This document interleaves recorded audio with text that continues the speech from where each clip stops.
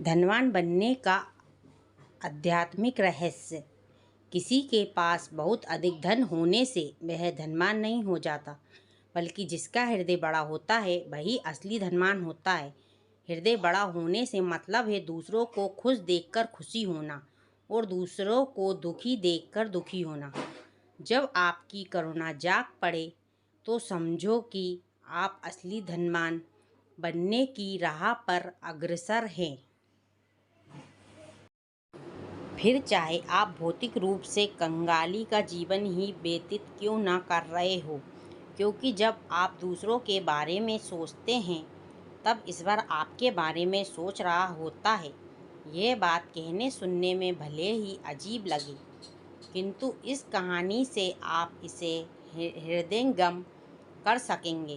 कहानी कुछ इस प्रकार है कि एक बार भगवान श्री कृष्ण और अर्जुन नगर का भ्रमण कर रहे थे। देख रहे थे कि नगर में सब कुशल मंगल तो है। तभी उन्हें एक ब्राह्मण भिक्षा मांगते हुए दिखाई दिया। ब्राह्मण देवता को भिक्षा मांगते हुए देखकर अर्जुन को उस पर दया आ गई। सोचा मुझे ब्राह्मण की सहायता करनी चाहिए, और उन्होंने उसे स्वर्ण मुद्राओं से भरी एक पोटली भी भेंट की। स्वर्ण मुद्राओं की पोटली पाकर ब्राह्मण बड़ा खुश हुआ। अर्जुन को धन्यवाद देते हुए वह सुंदर भविष्य के स्वप्न सजोने लगा। सपनों की दुनिया में खोया हुआ ब्राह्मण अपने घर लौट ही रहा था, तभी रास्ते में उसे प्यास लगी। पास ही एक कुआं था, अतः अपनी पोटली को एक तरफ रखकर ब्राह्मण ने कुएं से पानी खींचना शुरू किया। तभी दुर्भाग्य से एक लुटेरा, जो काफ़ी समय से मौके की तलाश में उसका पीछे कर रहा था, वहां आया और झट से पोटली लेकर भाग गया। ब्राह्मण कुछ करता उससे पहले ही लुटेरा भाग चुका था। क्रोध होकर ब्राह्मण फिर से भिक्षा मांगने लगा। अगले दिन फिर से श्री कृष्ण और अर्जुन नगर भ्रमण को निकले। इस बार फिर उन्होंने उस ब्राह्मण को भिक्षा मांगते हुए देखा और आश्चर्य से देखते हुए अर्जुन उस ब्राह्मण के पास गए और भिक्षा मांगने का कारण पूछा। ब्राह्मण ने अपना सारा दुखड़ा सुना दिया। ब्राह्मण की व्यथा और वेदना जानकर अर्जुन बड़ा दुखी हुआ। इस बार अर्जुन ने ब्राह्मण की सहायता में एक बेशकीमती माणिक्य भेंट किया। बेशकीमती माणिक्य पाकर ब्राह्मण की खुशी का कोई ठिकाना ना रहा। अर्जुन को बहुत बहुत धन्यवाद देकर वह माणिक्य को सबकी नज़रों से छुपाते हुए वह अपने घर पहुंचा। ब्राह्मण ने सोचा इसे ऐसी जगह छुपाना चाहिए जहां एकदम सुरक्षित रहे, अतः उसने अपने घर में रखे एक पुराने घड़े में माणिक्य को छुपा दिया। माणिक्य को सुरक्षित स्थान पर रखकर उसने चैन की सांस ली। दिन भर की दौड़ धूप से वह बहुत थक चुका था, अतः घोड़े बेचकर सोने लगा। उस समय उसकी पत्नी पानी लेने गई, अतः ये बात वह उसे बताना भूल गया। दुर्भाग्य से उसी दिन उसकी पत्नी के हाथ से नदी से पानी लेकर आते हुए रास्ते में घड़ा टूट गया, अतः वह वापस लौटी और पुराना घड़ा लेकर नदी पर पानी लेने चली गई। उसे नहीं मालूम था कि इस पुराने घड़े में माणिक्य रखा हुआ है, अतः उसने पानी लेकर धोने के लिए जैसे ही घड़े को उल्टा किया, माणिक्य निकलकर नदी की धार में बह गया। जब ब्राह्मण नींद से जागा तो घड़े को यथास्थान न देखकर अपनी पत्नी से पूछने लगा। जब पत्नी ने सारा हाल बताया तो वह सिर पकड़कर बैठ गया। अपने दुर्भाग्य का रोना रोकर दूसरे दिन फिर से वह भिक्षा के लिए निकल पड़ा। अगले दिन फिर जब श्री कृष्ण और अर्जुन नगर भ्रमण के लिए निकले तो उन्होंने फिर से ब्राह्मण को भिक्षा मांगते हुए दरिद्र अवस्था में देखा। इस बार फिर अर्जुन उसके निकट गया और कारण पूछा तो ब्राह्मण ने सारा वृत्तांत बताकर अपने दुर्भाग्य का रोना रोया।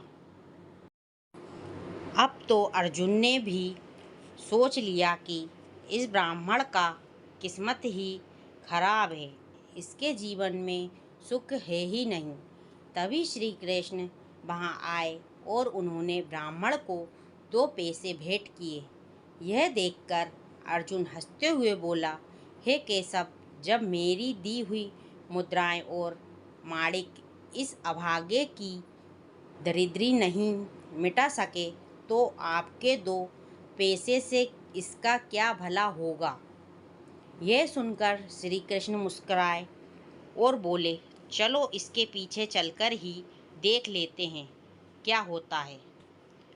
अब ब्राह्मण बेचारा रास्ते में सोचता जा रहा था कि 2 पैसे से तो किसी एक व्यक्ति के लिए भोजन भी नहीं आता। पता नहीं प्रभु ने मुझे ऐसा तुच्छ दान क्यों कर दिया होगा। ऐसा विचार करके वह जा ही रहा था कि तभी उसे रास्ते में एक मछुआरा दिखाई दिया। ब्राह्मण ने देखा कि मछुआरे के जाल में एक नन्ही मछली फंसी हुई है जो छूटने के लिए बहुत तड़प रही थी। ब्राह्मण को उस नन्ही मछली पर दया आ गई।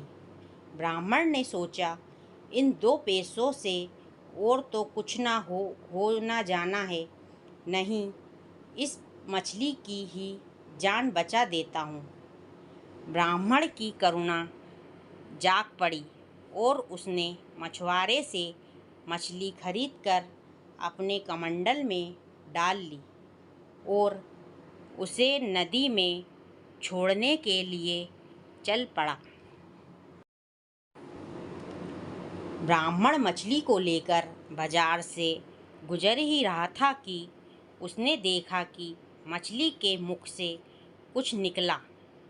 यह वही माणिक का था जो उसने पुराने घड़े में छुपाया था। माणिक मिलने की खुशी में ब्राह्मण जोर जोर से चिल्लाने लगा, मिल गया, मिल गया, मिल गया। तभी संयोग की बात है कि वह लुटेरा जिसने ब्राह्मण की मुद्राएं लूटी थी वह उसी बाजार में था। उसने ब्राह्मण को चिल्लाते हुए देखा तो सोचा कि निश्चय ही ब्राह्मण ने उसे पहचान लिया है, इसलिए चिल्ला रहा है। अब जाकर ब्राह्मण राज दरबार में उसकी शिकायत करेगा। ऐसी सोचकर लुटेरा भय से कांपने लगा।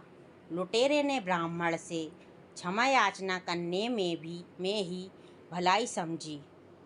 लुटेरा भय से कांपते हुए हाथ जोड़कर ब्राह्मण के पास गया और क्षमा याचना करते हुए सारी मुद्राएं उसे लौटा दी। यह देखकर अर्जुन भगवान श्री कृष्ण के समक्ष नतमस्तक हो गए और बोले, प्रभु ये कैसी लीला है।